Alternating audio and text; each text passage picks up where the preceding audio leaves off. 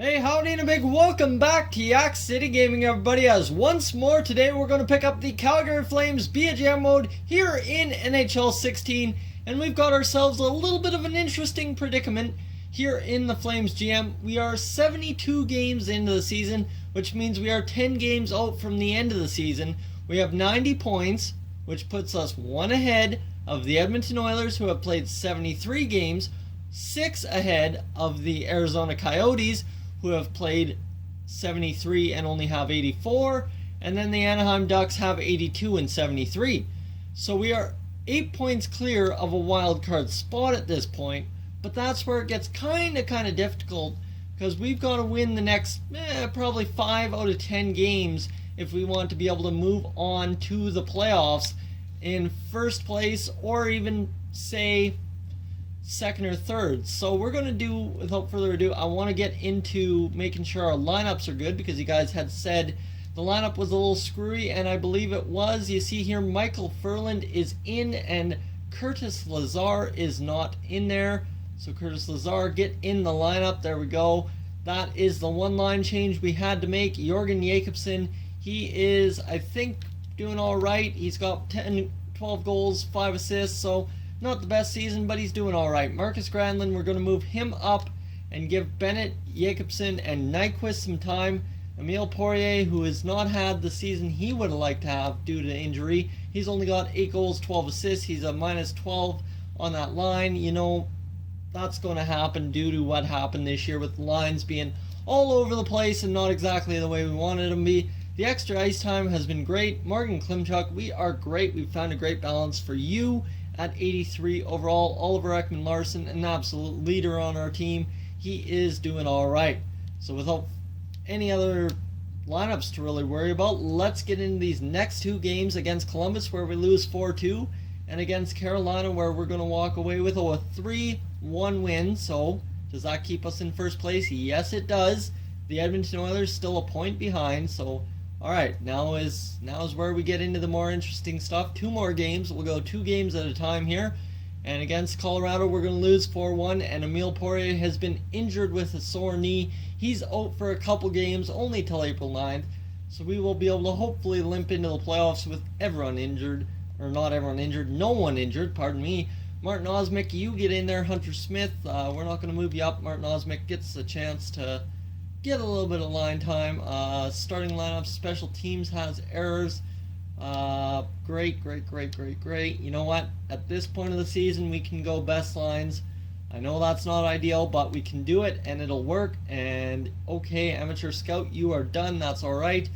And St. Louis is going to trounce us 3-1. Okay, but with that loss, we have clinched a playoff berth. So that is not a half bad way to take it with a loss. The Stockton Heat are 33-20, so they have a chance to play in some playoff games this year. Let's take a look at how the Heat stack up this year. We haven't done that in a couple years. You see Cody McMillan, Nikolai Semin, Glees, Devin Setaguchi on there. I don't know why he's still on there. Tulipov on there. Victor Mikanov. Dano, I don't know why you're not up there. That's no doubt. Rocky Johnson, Michael Erzberg, who we've been trying to bring along, and he's just not going to come along. And our defense looks as such. Hanu Kiprasov, Arvin Atwell not doing too bad. Ross Giunta, still a top 4 defenseman potential. Right now he's listed as an other defenseman, so he's making some room for himself. Hunanen, well, he's not doing well. And you see the bottom 6 we don't even care about. So there we go. Let's get into these last games for the Calgary Flames. See if we can end up winning the next couple games. And we will go the next 3 games up to the Arizona game, pardon me. We got 2 of those games remaining against them. And we are going to walk away with a, come on, tell me it's victory. It's a 6-4 loss. We're on a bad losing streak. That snaps it. And the Amateur Scouts calling once again. That's all right. And we are going to lose 1-0 to the LA Kings. And you know what? We've got some player morale issues. All right, player morale. What do you got? Morgan Klimchuk. What do you got? I'm happy with my performance over the last few games. There's a lot to be proud of. Good job. Alright, and TJ Brody, I'm not getting the ice time I feel I deserve in this organization. Really, TJ Brody, you're all of a sudden becoming a pain in my side. I can see the point you're making. We might need to make some changes here. And really, what's going on with this locker room here? As I think we've almost all but lost it at this point. 81%, that's not great, but that's not where we've been before. You see the lineup? Okay, that looks like everything normally. Sean Monahan on the bottom line, that's alright with me. Actually, we'll move Monahan up. I don't like Monahan down there. We've got a very solid forward core, but TJ Brody, top 4 defenseman, not getting the time he likes. What is he talking about? TJ Brody, you know what? We'll move you up to the power play, and we'll take out Robert Haig on here in search for Emile Poirier. Yes, we'll put in Poirier. And that should give us a solid lineup to work with. I think so. Alright, let's get into it. The last 3 games of the season, it doesn't matter. We've clinched the playoffs. Everybody in our division's clinched, so we've got the Pacific all handed out. We're good. And against Arizona, we're going to get a 2-1 win, so the locker room should be rebounding a little bit. Against the Ducks, a 3-2 loss. That's tough, but that's alright. And against the Oilers, a 4-1 loss. So we finish off the regular season on a very, very low note. We go into the playoffs, a rather hurting unit.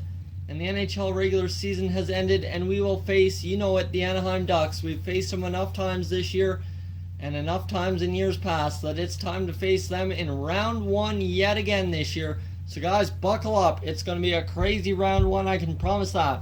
As always, so long from Yak-City. Hey guys, thank you for tuning into this edition of Yak-City Gaming. If you're new to the channel, I suggest you check out these playlists to my right. I've got some awesome videos for you to browse through. And if not, guys, thank you for tuning in, and I'll catch you guys in the next one.